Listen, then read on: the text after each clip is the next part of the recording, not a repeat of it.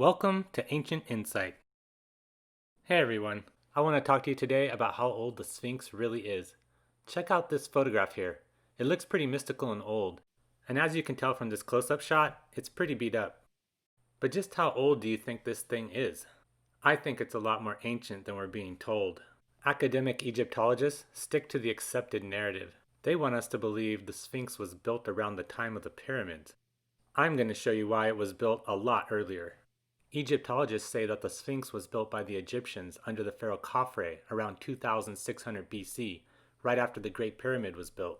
Then 1,000 years passed by, and a guy by the name of Thutmose had a dream that if he restored the Sphinx, he would be made pharaoh. So obviously the Sphinx was already in pretty bad shape before Thutmose tried to restore it. In this clip of the Sphinx, you can see his handiwork on the upper back side. So basically, before Thutmose tried to fix the Sphinx, it was buried up to its neck in sand, which creates a basic problem with the accepted story as seen in this video. It's the erosion pattern. Egyptologists want us to believe that all the erosion is caused by the wind, and yet the head looks like it's in pretty good shape in comparison to the body. Now we can clearly see the attempts of restoration, but since the body has remained buried for thousands of years until modern times, the head should look similar to the body erosion or be gone completely. So based on how bad the erosion is on the body, the head of the Sphinx would have been just as bad or worse when Thutmose went to restore it. And this detail is important because it means the head was much larger until Thutmose had his carved on the body. This resulted in a tiny head on a very large body, which can be seen in this clip of the Sphinx looking towards the Nile. The original Sphinx would have been a lion from way back, before Thutmose decided to graffiti it with his face. Now you're probably wondering, why would Thutmose put his face on the Sphinx? Because the guy was a boss. That, and a king, pharaoh, and basically God on the earth. And since the lion is a symbol of kingship and God, what better place to put your propaganda proclaiming your power and authority? But let's get back to just how old the Sphinx really is. The Sphinx was the first thing ever carved near the Giza Plateau by a much more ancient civilization, long before the Egyptians. These guys were masters of astrology and astrotheology. They carved the lion in the era when Leo was the dominant constellation in the sky. Now if you check out the work by Graham Hancock and Robert Bauval, which I'll leave a link to in the description below, Hancock points out that the Sphinx is aligned so that the sun comes up its head on the day of the vernal equinox, which marks the beginning of spring and the planting season. And this is why these pre-Egyptians carved the Sphinx, aka the lion or Leo from the Zodiac, in the direction of the rising sun, which just happened to be facing the Nile. I think another reason they carved the lion was to worship an ancient god named Sekhmet, who ruled the Nile, and it helped mark the beginning of the planting season. Also, the Nile River used to be close where the Sphinx is today, thousands of years ago. And it would flood like it still does today, as can be seen in this clip taken from Sudan. This would cause the water to rise up around the lion, and mark the high point of the flooding of the Nile, indicating to the pre-Egyptians what kind of growing season they could expect, as well as when to plant their seed. Now, if that wasn't enough reasons, there was also religious significance in the Sphinx being surrounded by the Nile.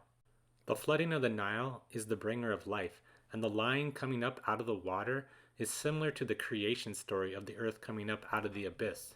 And Sekhmet controlled the Nile, so the pre-Egyptians needed to pay this homie some respect by carving an image for worship. And what better place to carve it than right along the banks of the Nile?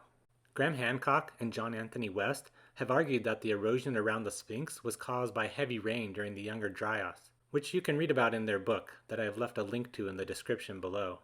Now, although I agree with them, I also think that a lot of this was caused by the Nile flooding.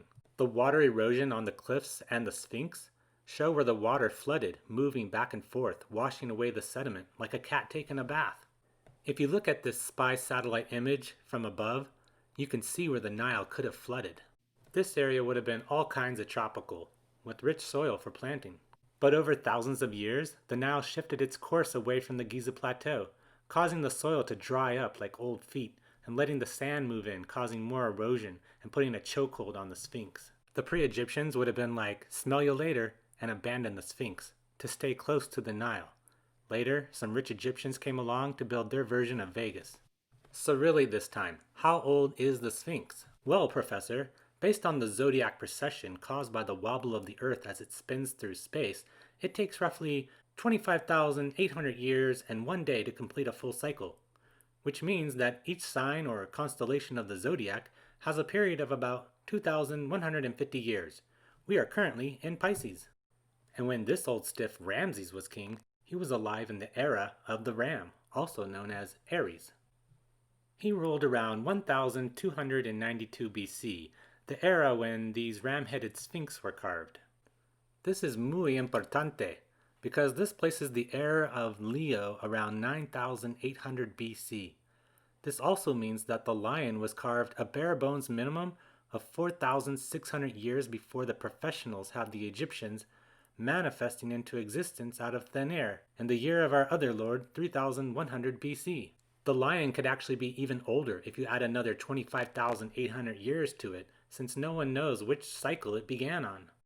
By the time the Egyptians found this half-eaten lion carved into the bedrock, it was covered with sand and badly eroded, and yet they must have recognized it as a lion, because when they went on to lay out the pyramids up above on the Giza Plateau, they used their tarot card of Orion as their plan.